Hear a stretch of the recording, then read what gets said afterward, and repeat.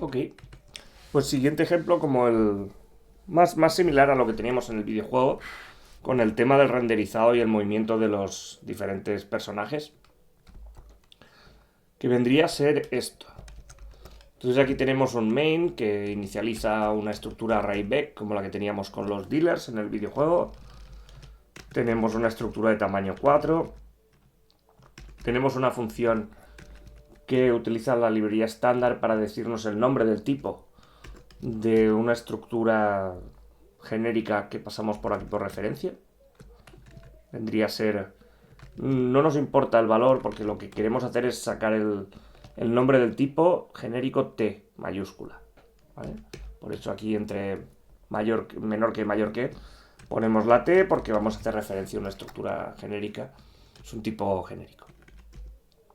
Entonces, luego tenemos la función main, que lo que hace es inicializa un array back mutable de cadenas dinámicas de estas, de n cadenas, y cada una la hace new. O sea, es como estamos reservando un espacio en memoria para albergar 4 cadenas, que además va a ser mutable y se va a llamar strings. Entonces voy a añadir una primera string con el constructor este from, que se llama primera, segunda, tercera y cuarta.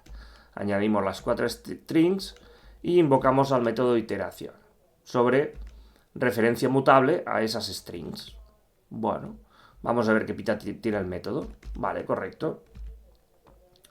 La estructura de entrada es la que toca. Imprimimos aquí unas cosas para separar. Imprimimos el tipo que tiene la referencia a la variable strings, que es la que hemos pasado por aquí, por referencia mutable. Imprimimos el tipo de cada una de las strings, iterando con un contador de i a 4, pues de 0, 1, 2, 3. Y luego, como es mutable, vamos a llamar a la función modificar string, que acepta una referencia string mutable y una string, que es lo que va a hacer modificar, que va a hacer un append de un sufijo a la variable que estamos pasando como primer argumento. Y luego tenemos un método print que lo que hace es imprimir las cadenas una detrás de otra y que invocaremos al final después de llamar a este método de iteración. Entonces vamos a ver qué pinta tiene la ejecución de todo esto. Vale, compila sin problemas. Entonces, ¿qué es lo primero que imprimimos?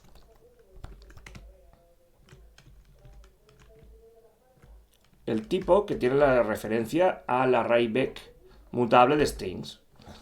Bueno, es un array back mutable de strings con espacio para 4. Hasta aquí ninguna sorpresa. Entonces, aquí hacemos qué tipo tiene cada una de las entradas de strings corchete i. ¿Vale? Typeof recibe referencia al tipo. Por lo tanto, lo paso como referencia. No es necesario mutable porque yo creo que si pongo aquí mut, el compilador me dirá no es necesario. Exacto.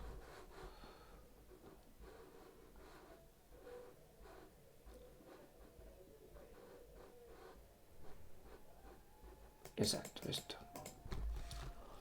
Vale. Aquí modifico. Entonces sí que tengo que pasar el mut como especificador de que voy a modificar la cadena. Y aquí lo mismo, simplemente que estoy iterando de forma diferente. Estoy iterando no por el índice, sino utilizando un iterador dentro de la estructura de control for. Entonces ejecutamos otra vez. Tenemos los tipos de string sub i, que son básicamente strings. Los tipos de string, en esta otra iteración, que son referencias mutables a string. ¿Vale? aquí ya se empieza a ver un poco por qué cuando llamábamos aquí dealers, cada una de los dealers, aquí la teníamos que pasar como referencia mutable. Pero aquí cuando cargábamos dealer uno a uno con esta estructura de control, aquí no hacía falta hacer el ampersand mutable. Si os fijáis, el desempaquetarla dentro de la estructura de control for ya me está dando un tipo string mutable, un tipo referencia mutable. Por lo tanto, la puedo pasar a un método que la modifica sin especificar el ampersand mutable, ¿vale? Y entonces le añado modificación 2. Vale. Finalmente imprimo lo que me ha quedado después de llamar a iterate, que es las cadenas modificadas. Esta cadena modificada en el bucle que hace servir el índice para referir cada elemento, y esta modificación segunda se ha añadido utilizando el bucle en el que utilizamos el for-in como estructura de iteración. Entonces, ¿qué pasa si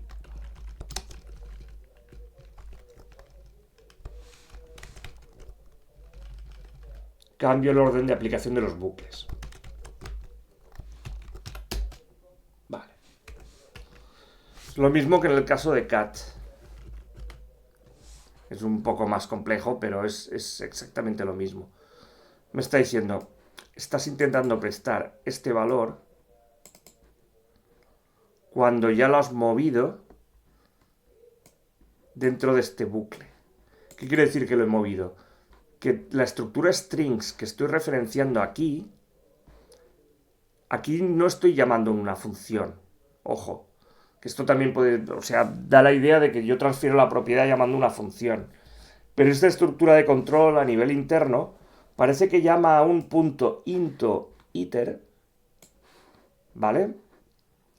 Que hace una transferencia de propiedad. O sea, yo implícitamente aquí estoy transfiriendo la propiedad de strings a un tal into iter, y por lo tanto, into iter, cuando acabe el bucle for, se va a desentender de strings, va a liberar esta memoria. Por lo tanto, aquí voy a intentar acceder a algo que for ya ha liberado previamente, ¿vale? Es un poco la casuística esta que nos encontramos con el caso del gato, ¿vale? Es decir, ¿de qué manera podríamos solventarlo como en el caso del gato? Yo qué sé. Imagino que haciendo una implementación de into iter que devuelva la estructura final al final del bucle o algo así, pero ya se iría de scope, ¿no? Es un poco el concepto sería ese. Pues lo dejamos como estaba y ya tenemos claro que cuando hacemos un for strings estamos transfiriendo propiedad. Cuando estamos haciendo, por ejemplo, modificar string aquí, estamos prestando. Por lo tanto, strings sigue teniendo sentido después de aquí, porque lo máximo que he hecho aquí ha sido prestar la estructura. Por lo tanto, él entiende que si la presto, aunque sea como mutable y una sola vez, porque dos ya no puedo, recupero el array back, lo recupero como estaba al principio. Vale, entonces bueno, una de las posts que me encontré buscando en Reddit es esta persona que preguntaba cómo es posible hacer un loop sin prestarlo. En realidad no es tanto prestarlo como que le está transfiriendo la propiedad de manera que al final del bucle characters creo que se va a morir, no va a estar. Y entonces, pues sugerencias. Pues utiliza un índice y trabájalo de esta manera, o crea una cell o ref cell o no sé qué. Ya cosas más sofisticadas, pero bueno, un poco para que os hagáis una idea de que son problemillas que van saliendo, pero que son consecuencia de eso, de que RAS por defecto es más seguro en el sentido en el que si yo transfiero algo, el responsable de gestionar eso, si al final yo no le pido explícitamente que haga algo con ello, antes que fiarse de que yo vaya a hacer asunciones sobre lo que ha hecho él a nivel interno, va a preferir cargárselo todo para que yo no pueda equivocarme después en el siguiente paso. Lo que va a hacer simplemente es no dejarme trabajar con ello, porque ya se lo he dado. Entonces no me lo devuelve, a menos que, como en el caso del gato, cree esta copia, que lo tengo que mirar si es una copia o qué es exactamente. Y bueno, en el siguiente vídeo ya acabaremos de ver el último ejemplo.